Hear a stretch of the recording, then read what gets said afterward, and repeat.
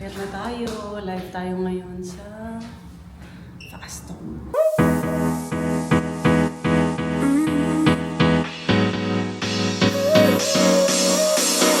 Work is almost over, summer's getting closer. Good morning, mga Zooms. Ayan, umaga na ngayon and tayo ay nakaligo kasi for today's video. So nakaligo na tayo for today's video. Ulit-ulit. Ano ba? May ano tayo ngayon, meron tayong trabaho at live na live tayo sa Fasto. Kaya ito, on the way na kami sa GMA.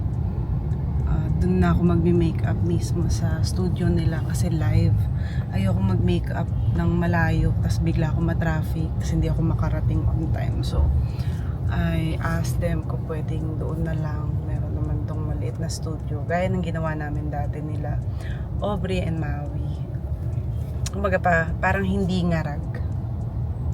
On the way na ako and imimit ko na lang din doon yung makeup artist, si Curty, the hairstylist. Yung damit ko. Diyan. Panic. Yan, yung damit ko, dala ko na. Andun si Andy sa hotel. Siya yung magpapatay sa mga bata. So, this is the day na unang araw na wala na si King at sila Tita Sam. Tapos na ang kanilang bakasyon. So, back to work na rin ako.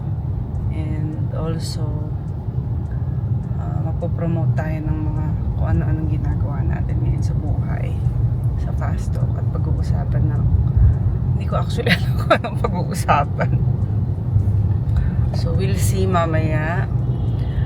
Ngayon naka-fasting pa rin ako, hindi pa ako makain. Pagdating ko doon ako kakain, nagpa-order na lang ako ng food kay Curty.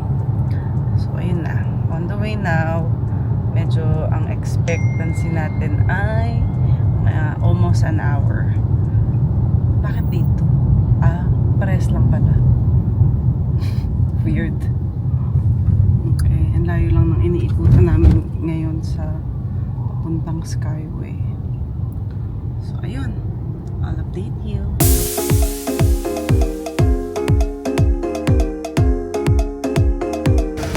Nandito na kami sa GMA. Ganda ng parking namin.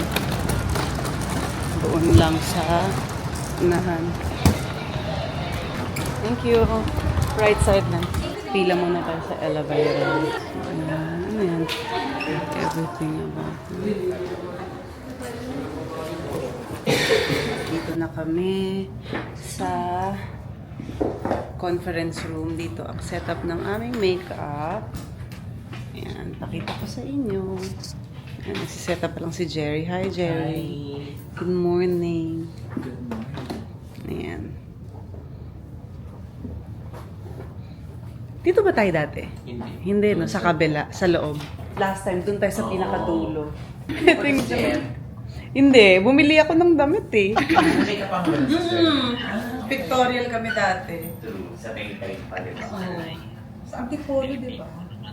Make-up na tayo. Anong oras na ba? Start tayo. It's 1:30. Bilis ng oras. Akala ko natuloy na to kasi 'di ba last time sabi mo may pastok ka. Hindi siya natuloy. Na-move last week. Oh, that's why.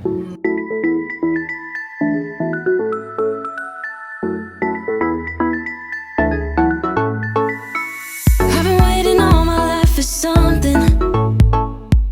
I've been down the darkest roads and up in the clouds, but I've always felt that something's missing. That was until I found you right there in the crowd. You came into my life and started a fire. You made me feel like I could touch the sky. Oh, there's nothing missing now that you're my desire. Now all I have to do is to make you mine. Na tayo. Live tayo ngayon sa Fasto.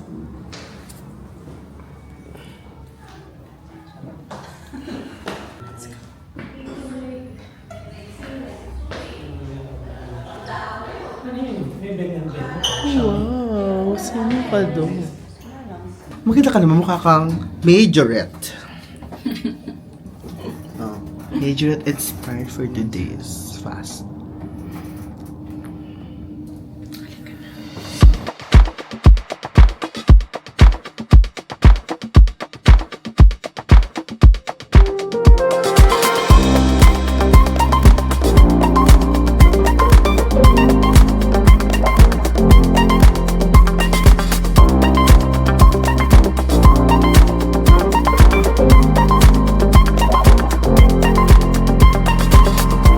It's good to be back.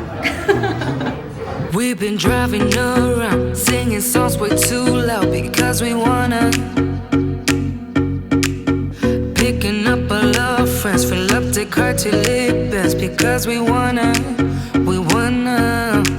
Yeah, we just wanna have fun. The trunk's full of wine. We're gonna stay up, have the time of our lives. The night is young, don't need anybody else.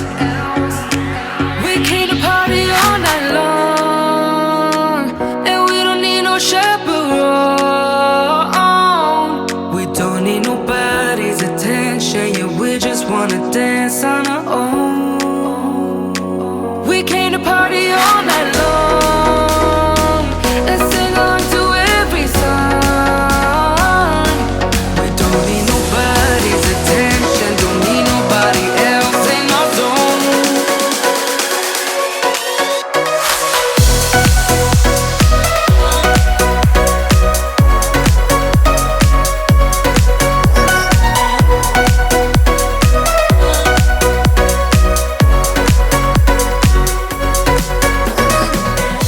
One time dito sa Fast Talk, Boys and I spoke about it.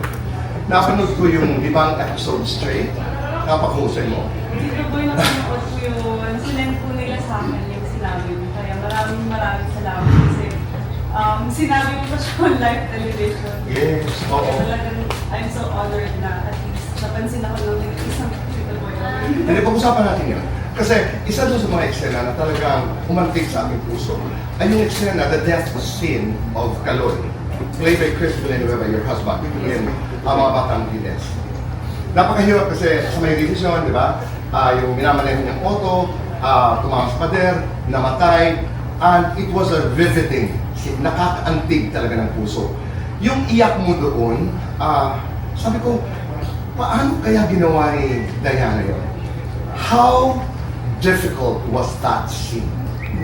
Mahirap po siya kasi nangyari siya sa akin, sa totoo. So, nung nabasa ko yung script, ano ba yan? Parang ang hirap. Naisip ko na kung saan ako huhugot ng emotion. Kasi nangyari siya sa akin. Saan? Nung namatay ko yung first husband.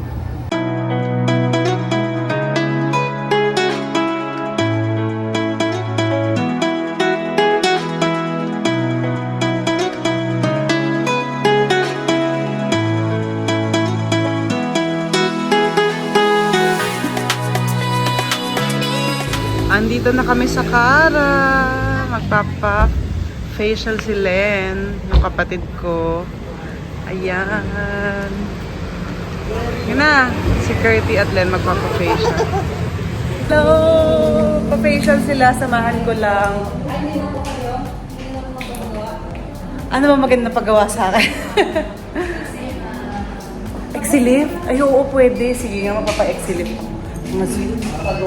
Exilift. Sige, game ate. Nakaupo lang naman yun. Game na ate. Ako na nauna, bakit?